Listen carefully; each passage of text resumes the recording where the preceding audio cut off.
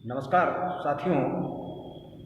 हम वायुमंडलीय तापमान के बारे में बात कर रहे थे। विभिन्न कारक वायुमंडलीय तापमान को प्रभावित करते हैं, जिससे विभिन्न क्षेत्रों में वायुमंडल के ऊपर तापमान में अंतर देखने को मिलता है। अब हम वायुमंडल में तापमान में या तापमान की जो ऊर्ध्वाधर स्थिति है वो किस प्रकार की पाई जाती है, किस प्रकार के तापमान ऊंचाई के साथ बदलते हैं या कम होते हैं, उनकी बात कर रहे हैं हम।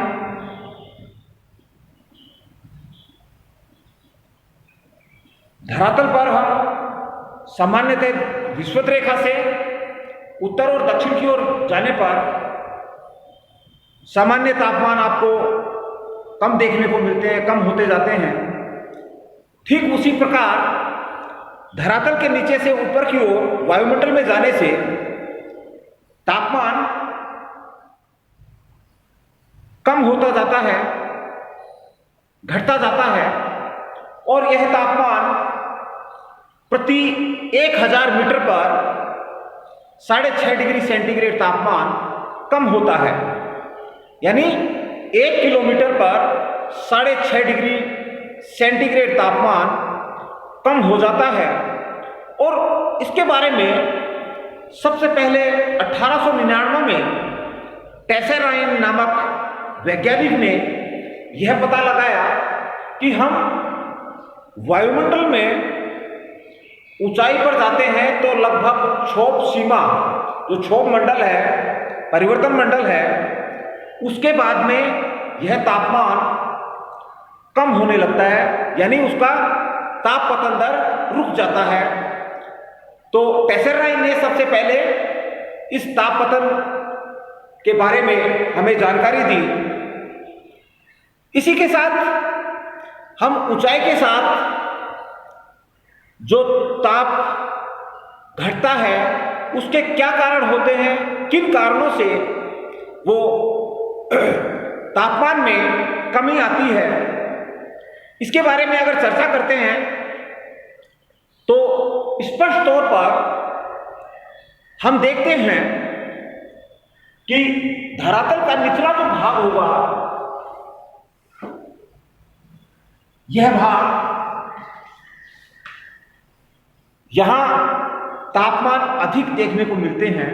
क्यों देखने को मिलते हैं? क्योंकि धूल के कारण, गैसों के कारण और जलवाष्प की मात्रा धरातल के समीप ज्यादा देखने को मिलती है। फलस्वरूप वो ताप का, उष्मा का शोषण करते हैं, अवशोषण कर लेते हैं, जिसके कारण से धरातल का जो नीचे का जो भाग होगा वहां तापमान अधिक देखने को मिलेंगे। और जैसे जैसे हम ऊपर की ओर जाएंगे वायुमंडल में तो हवा फैल जाती है, जिसके कारण से उस क्षेत्र में, उस वायुमंडल में तापमान ज्यादा नहीं हो पाता। इसी प्रकार निचली परत पर ऊपर की जो परतें होती हैं उनका दबाव होता है, जिसके कारण से नीचे के भागों में तापमान आपको अधिक देखने को मिलेगा। जैसे जैसे हम वायुमंडल ऊपर की ओर जाएंगे वो तापमान कम होता जाएगा। तो इस प्रकार वायुमंडल में हम धरातल से ऊपर की ओर जाएंगे तो तापमान कम होता जाता है, और यह 1000 मीटर पर 6.5 डिग्री सेंटीग्रेड तापमान कम होगा, जिसको हम सामान्य तापपतन दर का नाम देते हैं। अब हम बात करते हैं तापमान विलोमता की। महत्वपूर्ण भौगोलिक तथ्य है एक तापमान विलोमता, तापमान प्रतिलोमन। ये क्या होता है? हमने अभी बात की कि हम धरातल से वायुमंडल में ऊपर की ओर जाते हैं तो तापमान सामान्य कम होता जाता है, घटने लगता है, लेकिन एक सीमा के बाद में वो तापमान में गिरावट रुक जाती है। क्षोभ सीमा के बाद में वो गिरावट रुक जाती है। उसके बाद में तापमान घटेगा नहीं, वो ताप में जो कमी होती जाती है वो रुक जाती है। लेकिन कुछ विशेष परिस्थितियों में तापमान गिरने की बजाय वायुमंडल के कुछ भागों में यह तापमान बढ़ जाता है, यानी वायुमंडल के हिस्से में तापमान में गिरावट आने की बजाय तापमान बढ़ जाता है। ऐसी स्थिति को हम तापमान विलोमता, तापमान प्रतिलोमन का नाम देते हैं। यह तापमान विलोमता किन कारणों से होती है? सामान्य हम बात करते हैं, ढालू घाटियां होती हैं, यानी पहाड़ी क्षेत्र में घाटियां अधिक ढाल लिए होती हैं, तो वहां पर ठंडी हवा नीचे की ओर आएगी और गर्म वायु को वो ऊपर की ओर धकेल देगी। तो फलस्वरूप नीचे का तापमान तो कम हो जाएगा और उसके ठीक ऊपर जो गर्म हवा पहुंच जाती है वो तापमान को बढ़ा देती है। इसी प्रकार ठंडी वायु राशि का आगमन होता है। ठंडी वायु राशि नीचे बैठेगी और गर्म वायु राशि को ऊपर उठाएगी, तो फलस्वरूप नीचे का तापमान कम हो जाएगा और ठीक उसके ऊपर तापमान बढ़ जाएगा। शुष्क वायु के कारण भी तापमान प्रतिलोमता देखने को मिलती है। धरातल के आसपास कम ऊंचाई वाले जो क्षेत्र होते हैं, कम ऊंचाई पर क्योंकि कणों की मात्रा, धूल के कणों की मात्रा, जल वाष्प के कणों की मात्रा वो सर्वाधिक निचले स्तर पर देखने को मिलती है। फलस्वरूप पार्थिव विकिरण के द्वारा जो ऊष्मा का ह्रास होता है उसका शोषण अवशोषण इन कणों के माध्यम से कर लिया जाता है, जिसके कारण से नीचे का तापमान कम हो जाता है और ऊपर का तापमान बढ़ जाता है। लंबी रातें भी एक महत्वपूर्ण कारक होता है तापमान प्रतिलोमन का। लंबी रातों का मतलब रात में भी पार्थिव विकिरण की जो ऊष्मा होती है, ऊर्जा होती है, लगातार वो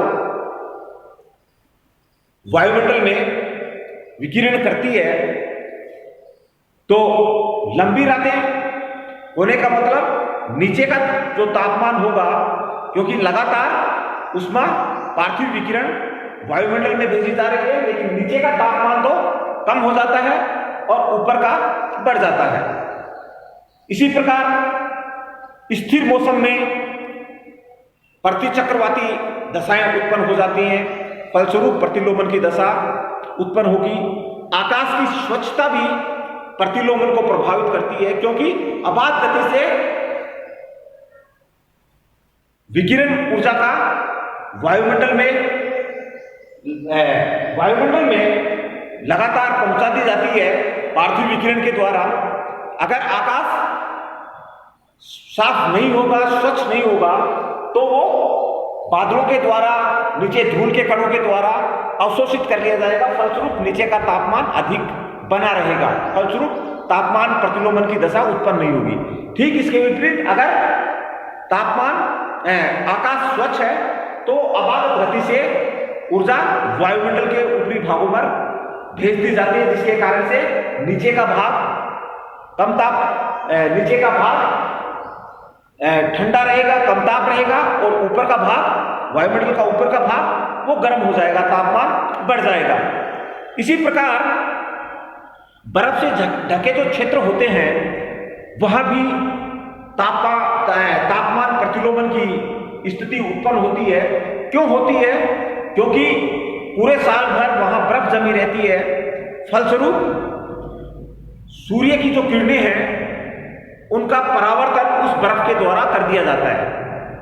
क्योंकि हम जानते हैं कि सफेद जो रंग होता है वो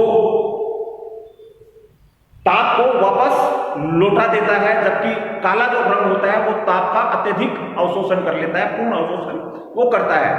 तो एक आदर्श कृष्णिका के रूप में ये बर्फ काम करती है। फलस्वरूप तापमान को, ऊष्मा को वापस वायुमंडल में भेज दिया जाता है। नीचे का तापमान ऐसा कैसा बना रहेगा, जबकि ऊपर के हिस्से में तापमान बढ़ जाएगा। तो ये कुछ स्थितियां थी जिनके कारण से तापमान प्रतिलोमन की दशा उत्पन्न होती है। ये तापमान प्रतिलोमन कुछ फसलों के लिए महत्वपूर्ण होता है, कई क्षेत्रों में हानिकारक भी होता है, नुकसान भी करता है। तो हम यहां तापमान प्रतिलोमन के प्रकारों की बात करते हैं, कितने प्रकार से तापमान प्रतिलोमन होता है।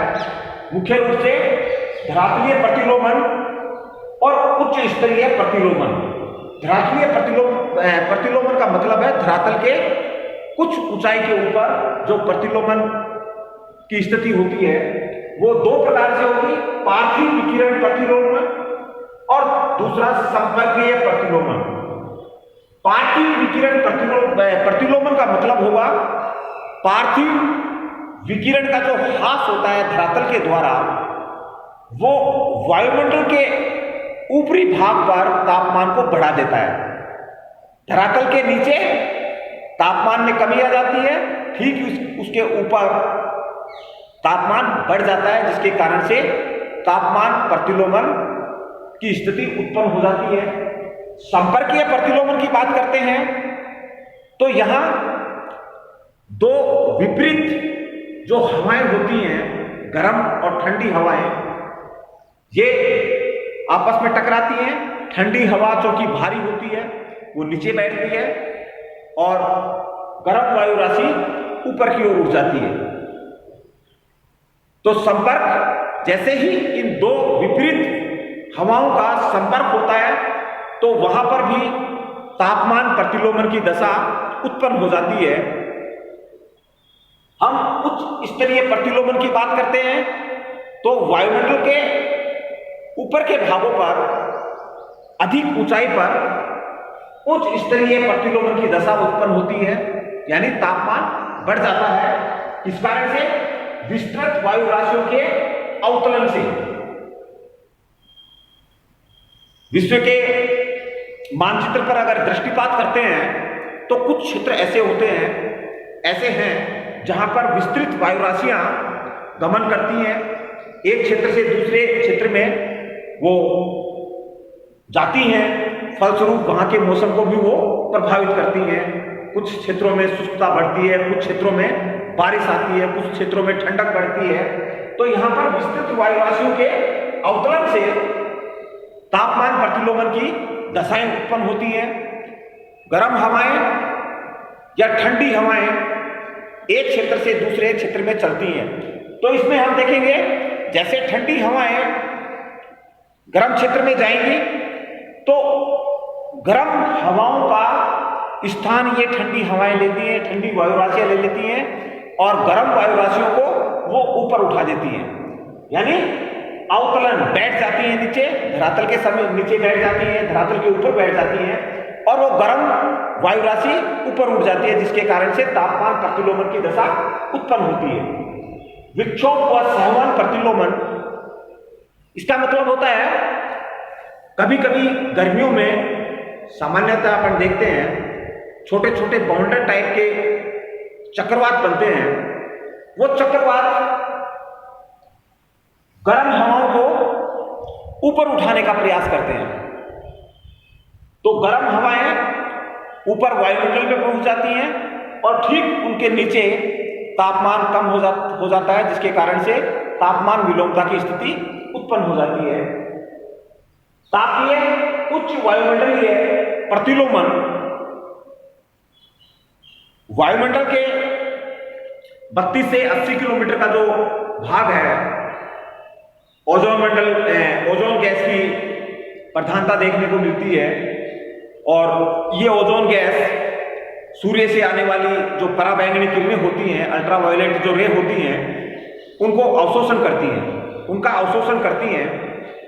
तो यहां पर ये ओजोन गैस ताप का अवशोषण करती है, अल्ट्रावायलेट रे का अवशोषण करती है। फलस्वरूप उस स्तर पर, उस ऊंचाई पर जहां ओजोन गैस मिलती है वहां का तापमान बढ़ जाता है और नीचे का जो तापमान है उससे नीचे वायुमंडल का जो भाग है वहां का तापमान गिर जाता है। फलस्वरूप तापमान प्रतिलोमन की स्थिति उत्पन्न हो जाती है। यह तापमान प्रतिलोमन के बारे में हमने पढ़ा कि हम धरातल से ऊपर की ओर जाएंगे तो तापमान कम होने की बजाय किन्हीं क्षेत्रों में अधिक हो जाता है, बढ़ जाता है, जिसको हम तापमान प्रतिलोमता का नाम देते हैं। यह तापमान प्रतिलोमता कई जगह महत्वपूर्ण होती है, कई क्षेत्रों में हानिकारक भी होती है, क्योंकि कई जो समुद्री जलधाराएं हैं, सागरीय जलधाराएं हैं, ठंडी और गर्म जलधाराएं आपस में मिलती हैं, तो जहां पर मिलती हैं वहां पर कोहरे का निर्माण होता है, कोहरा उत्पन्न हो जाता है, जिसके कारण से समुद्री जो जहाज होते हैं वो कहीं आपस में टकरा सकते हैं, ऐसी स्थिति उत्पन्न हो जाती है। कहीं आपको किन्हीं क्षेत्रों में फसलें होती हैं, फलों की जो फसल होती है उनके लिए लाभदायक होता है प्रतिलोमन की दशाएं।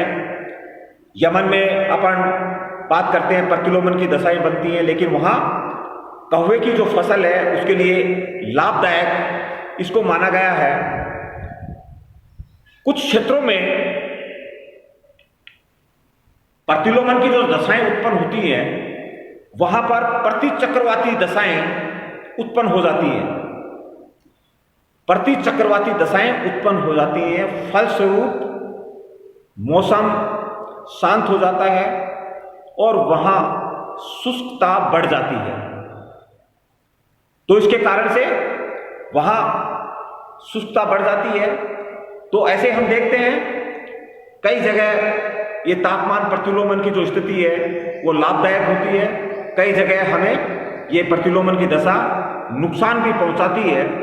तो इस कारण से ये तापमान प्रतिलोमता या तापमान विलोमता एक महत्वपूर्ण भौगोलिक क्रिया है जो हमारे वातावरण को, हमारे वायुमंडल को मुख्य रूप से प्रभावित करती है